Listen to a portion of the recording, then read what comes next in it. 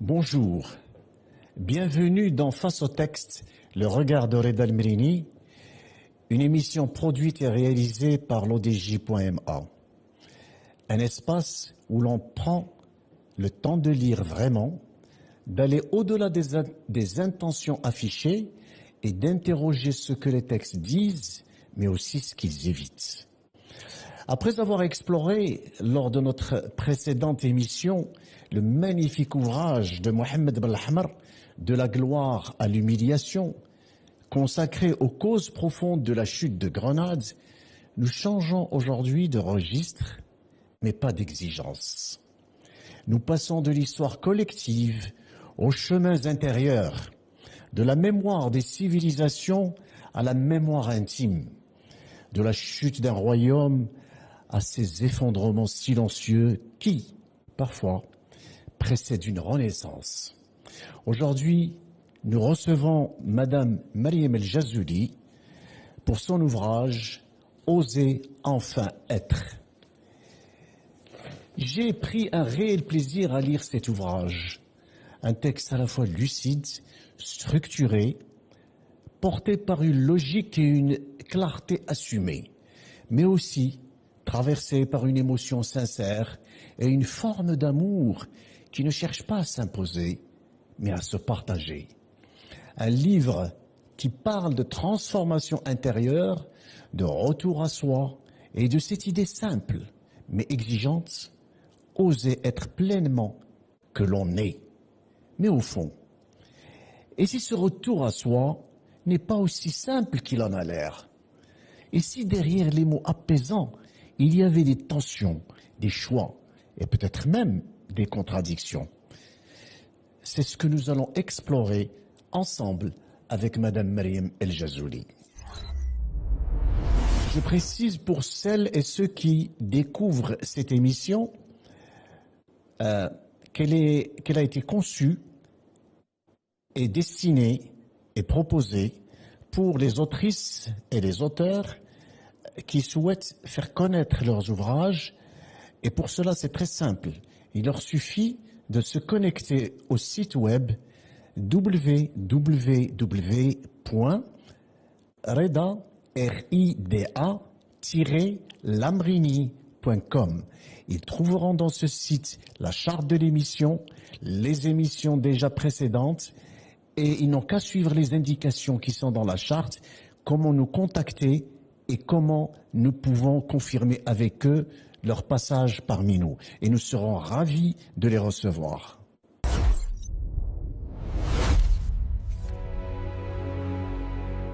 Bonjour Madame Mariam El Jazuli. Je suis ravi de vous recevoir aujourd'hui. Le plaisir est pour moi.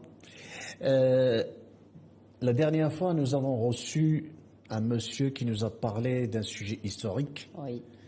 Et je suis encore très, disons, touché par la profondeur de ce qu'il a écrit. C'est Mohamed Belahmar, De la gloire à l'humiliation. Oui. Et notre bibliothèque, la bibliothèque de l'émission, face au texte, le regard de Reda Almerini, est en train de s'enrichir. Et donc nous avons aujourd'hui votre ouvrage « Oser enfin être ».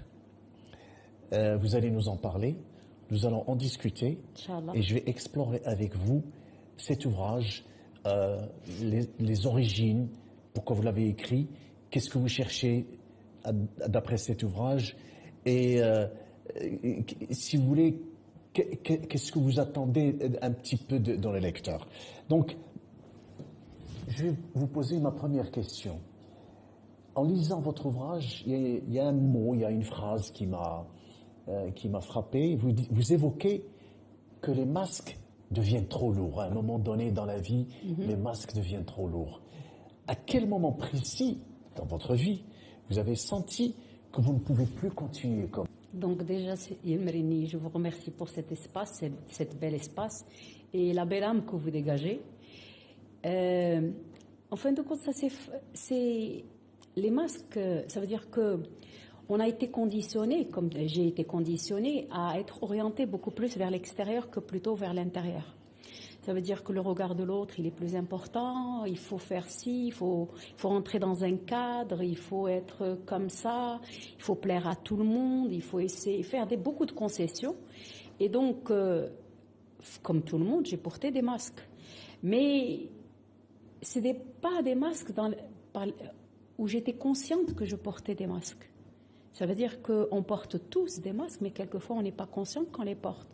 Et il se passe un truc. Ça veut dire que le fait de prendre conscience qu'on porte des masques, ça peut se faire de manière subtile. Une phrase qu'on a lue, quelque chose qu'on a entendu, un déclic qui vient. Ou bien c'est suite à quelque chose de vraiment très lourd. Et là, ça nous fait réfléchir. Est-ce que je vis vraiment une vie alignée avec qui je suis vraiment?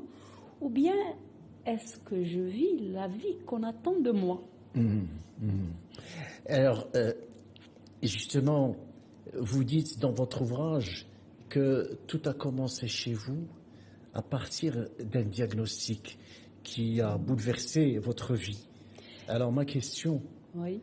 est-ce que ce livre, Oser enfin être, est-ce que ce livre, il aurait existé sans cette épreuve?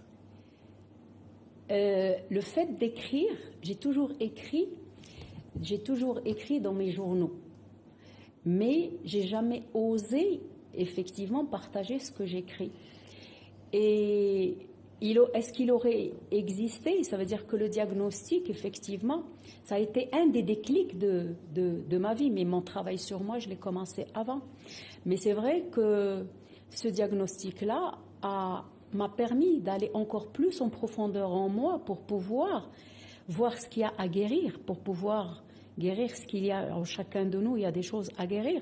Si on ne prend pas le temps d'observer ce qui se passe à l'intérieur, et bien forcément, on vit en pilote automatique. Mais est-ce qu'il aurait existé?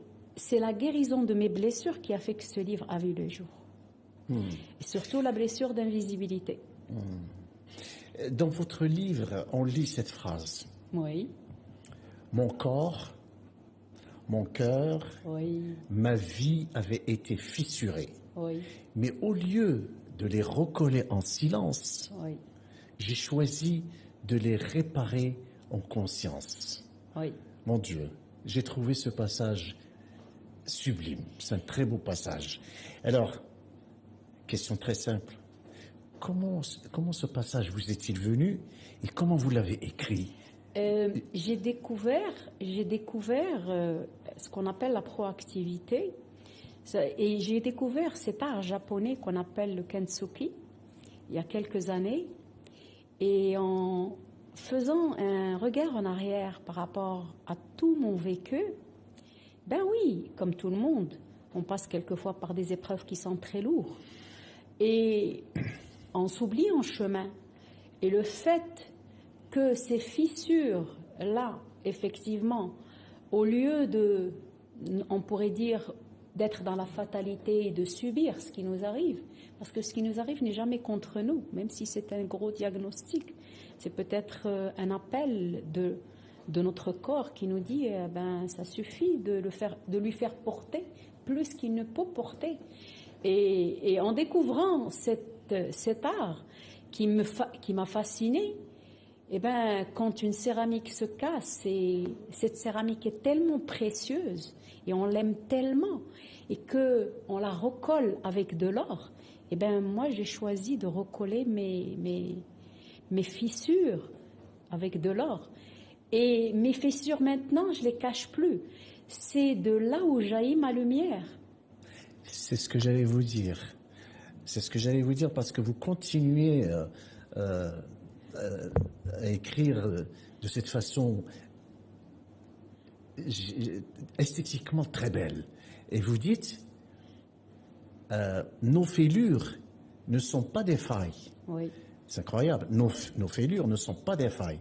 C'est d'elles que jaillit la lumière. Oui. Donc, au lieu que la fêlure soit une espèce de blessure qu'on regrette, Oui. avec laquelle qu'on essaie de surmonter, non, pour vous, au contraire, c'est une source de lumière. Comment cette idée s'est imposée à vous? Ça a été une citation de Jalaluddin Rumi qui dit que la lumière, elle rentre par les fissures. Et moi, c'était autre chose que j'ai envie de voir. C'est ce que moi j'ai traversé au lieu que la lumière rentre, parce que en chacun de nous, il y a cette lumière. Et quelquefois, on la tapit sous beaucoup de choses. Et le fait de la faire jaillir à travers tes fissures, et là, ça devient une beauté. Ça veut dire qu'on recolle les choses. Ça veut dire que si j'arrive à modéliser une vie de quelqu'un qui est fissuré, et dans toutes les fissures, il y a de la lumière qui sort. C'est comme ça, comme moi je l'ai vu. Et bien pourquoi? Parce qu'en chacun de nous, nous avons cette lumière. Et il faut prendre le temps de se connecter à cette lumière que nous avons et pouvoir la faire rayonner. C'est là toute la beauté. Alors ça m'amène à vous demander, et à vous poser cette question. Ce livre, est-ce qu'il est né d'une nécessité personnelle? Vous aviez vraiment envie de l'écrire comme ça pour vous?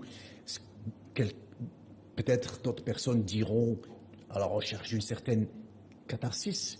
Ou bien, est-ce qu'il y a peut-être d'une façon discrète une volonté de transmettre? Vous avez envie de transmettre un message? Oui, c'est beaucoup plus ça. J'ai deux verbes préférés. Il y a le verbe oser, il y a le verbe partager. Le verbe oser, j'en ai fait un livre. Et le verbe partager a toujours été mon leitmotiv dans ma vie. J'ai toujours voulu, et je prêche, ça veut dire que quand il y a une chose qui me fait du bien, eh ben, je la partage. Et le livre, pourquoi? Parce que je pense que tout le monde n'a pas la possibilité de faire un accompagnement, ni peut-être les moyens pour faire un accompagnement, mais tout le monde peut ouvrir un livre et peut-être trouver la phrase qui va faire toute la différence dans sa vie. Vous parlez dans votre ouvrage très souvent de revenir à soi. Oui. D'ailleurs, même on retrouve cette expression même dans le titre, oser être soi. Oui. Dites-nous, comment peut-on savoir qu'on est réellement soi et pas simplement dans une version qu'on aurait reconstruite, mais que finalement on s'est retrouvé tel qu'on est la version réelle? Oui, moi j'appelle ça la version la plus authentique. Ça veut dire que on nous prêche la meilleure version. Moi, la meilleure version, on est la meilleure version, mais c'est la version la plus authentique. Donc pourquoi j'ai perdu le bout de fil. La question? Pardon? La question? Oui, la question, c'est, vous dites revenir à soi, oui. Mais comment savoir est-ce que le soi auquel on est revenu est est le bon. vrai soi? Oui, c'est une très belle question. Ça veut dire que le livre, il invite à un retour vers soi. Ça veut dire que, comme j'ai dit tout à l'heure, on est beaucoup plus centré vers l'extérieur. On attend l'approbation de l'extérieur. Par contre, revenir à soi, c'est tout simple. C'est quand tout devient aligné. Ça veut dire qu'avant, je pouvais faire une chose, on me l'a demandé, mais tout en moi crie non, mais par peur de perdre l'autre, par peur de déplaire, par peur de conflit, par peur de beaucoup de choses, eh bien, je la fais. Eh bien, revenir à soi, c'est honorer aussi ses limites, honorer ses besoins, ne plus attendre que l'autre comble le manque que j'ai en moi et me remplir moi-même intérieurement.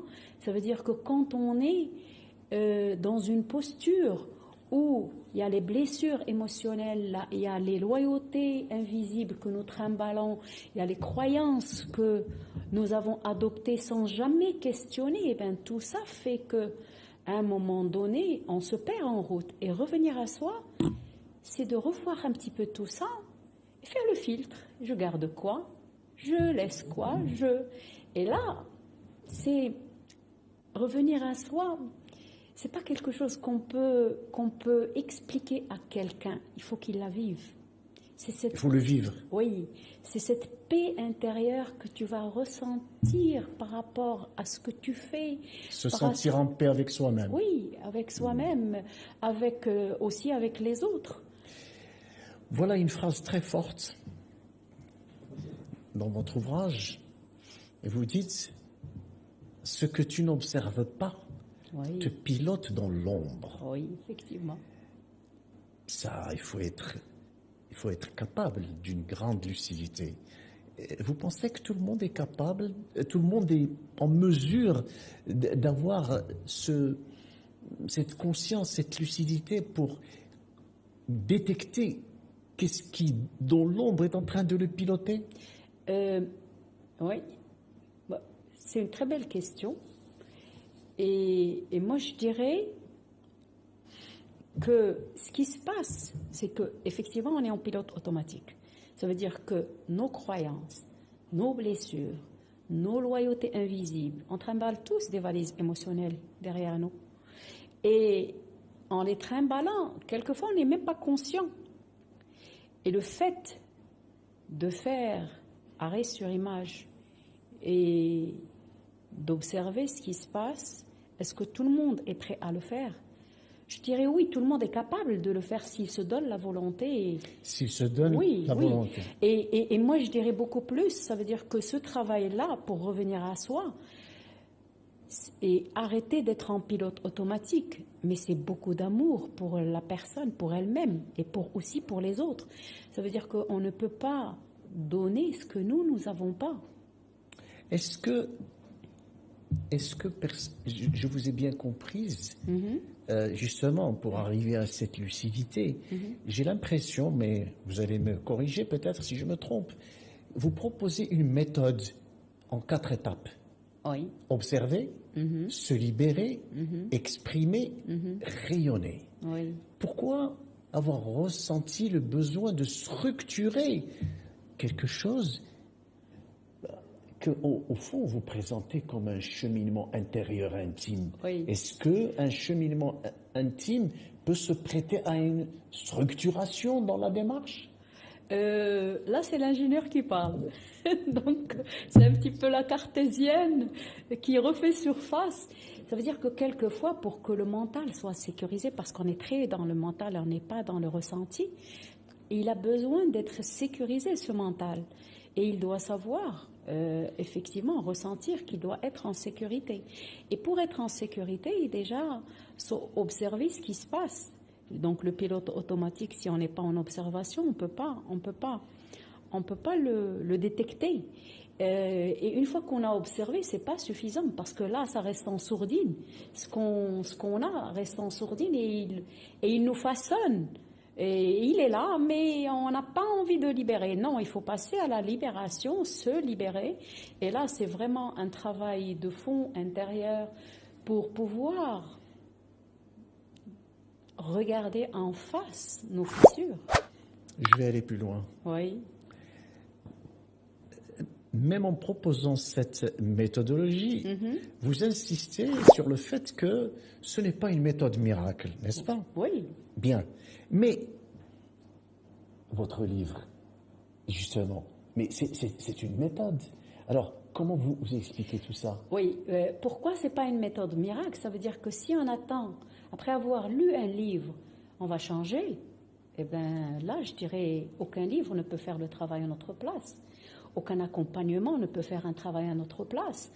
Aucune prise de conscience, même s'il y a une prise de conscience, elle peut déclencher, mais elle ne peut pas faire le travail à notre place. Donc, il accompagne le livre, il ouvre, il invite, mais le travail et le chemin, c'est toi qui le fais. Très, très fort. Oui. Très, très fort.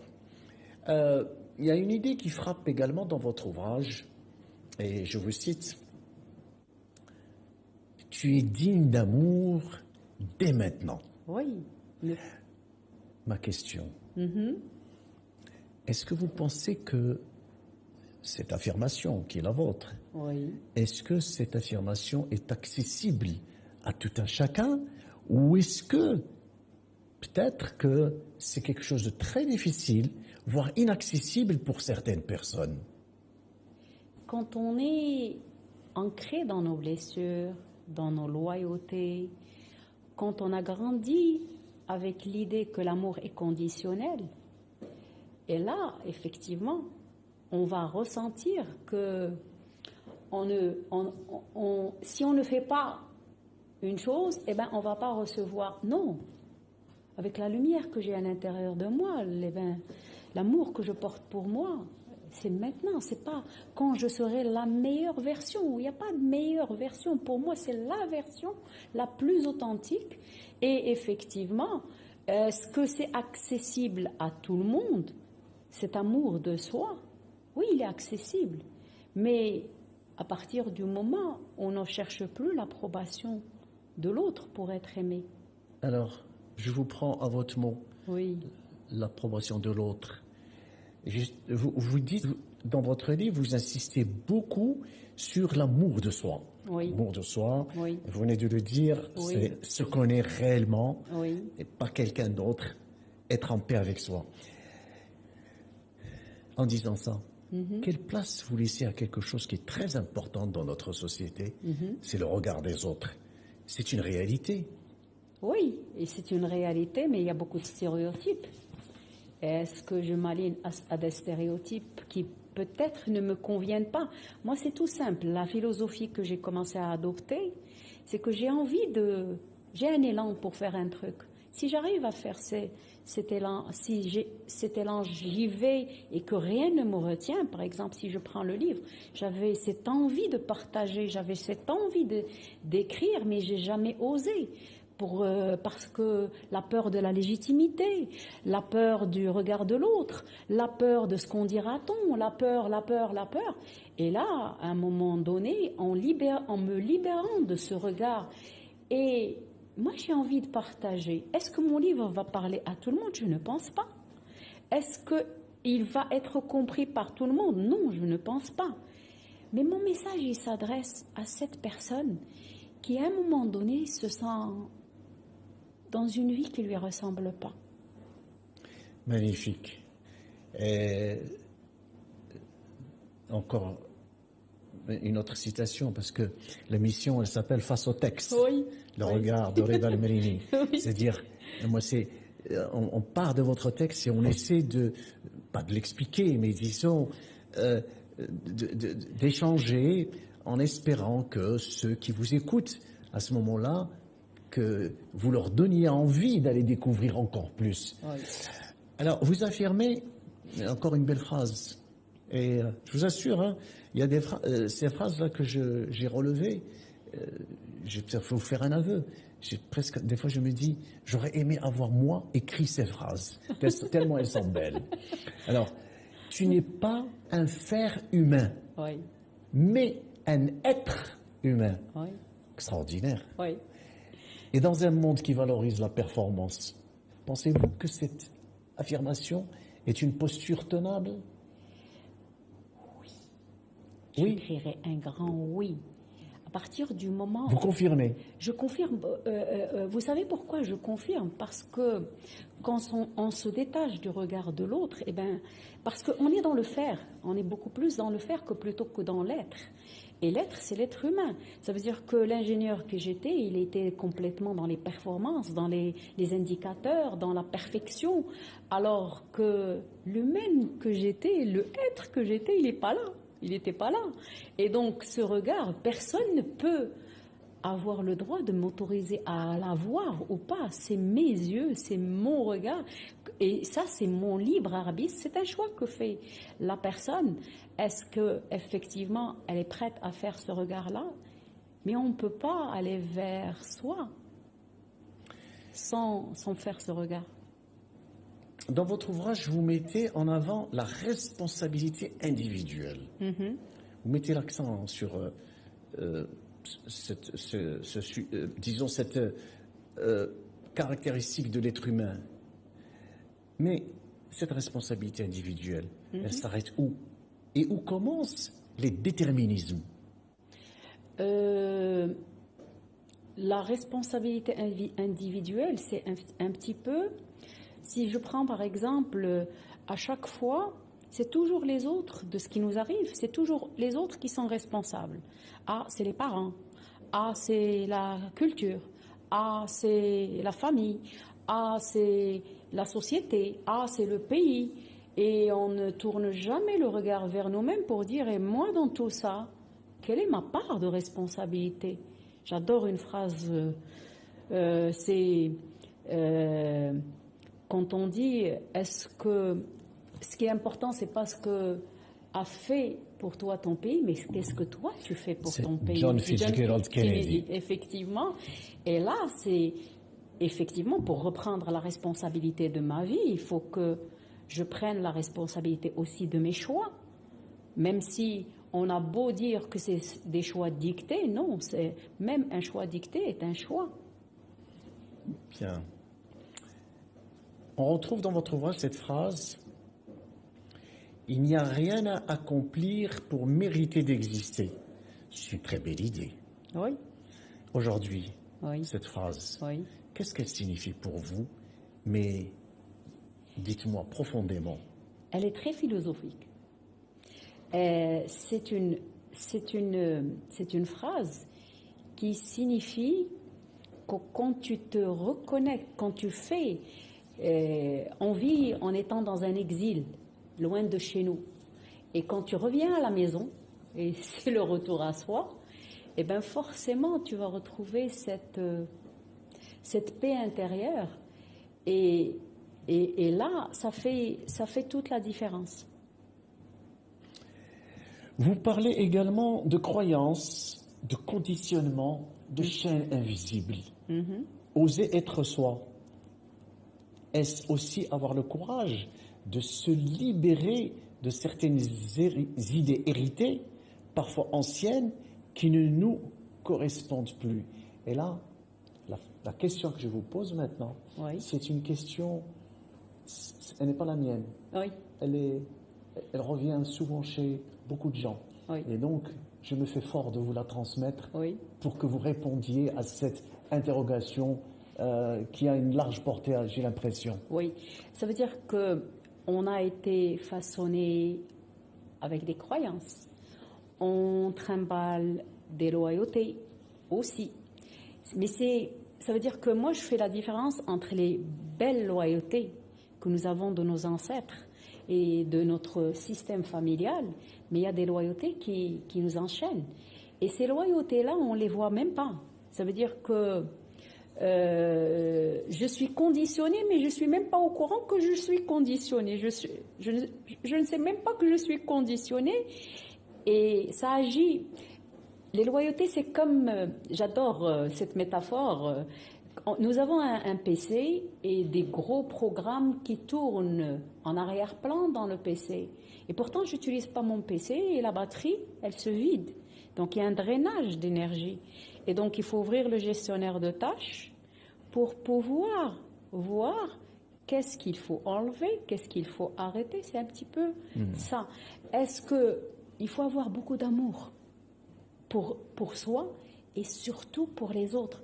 Parce que quand on commence à s'autoriser certaines choses, eh bien, c'est un grand feu vert qu'on ouvre aussi pour d'autres.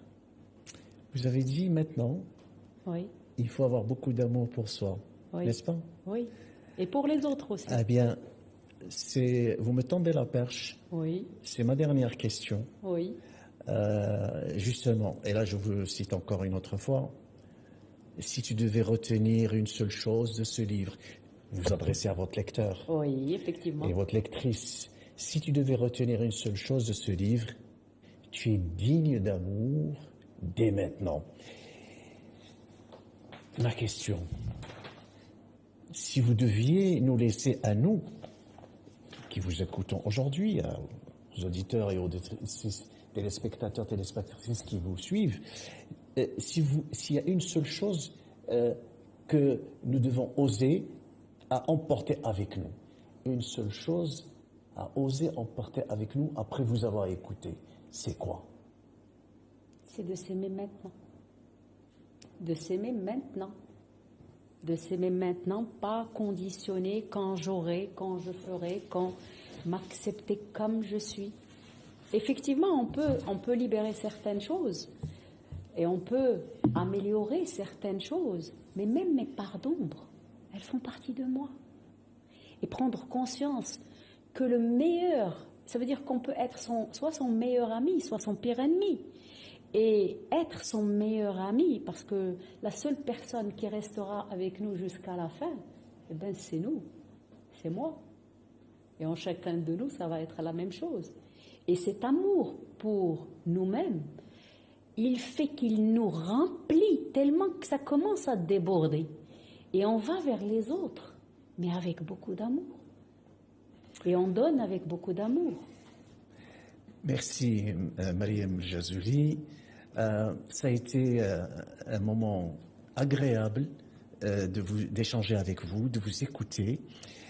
Comme c'est également un moment agréable de lire votre ouvrage, moi je reste persuadé qu'il va être utile à tous ceux qui vont vous lire.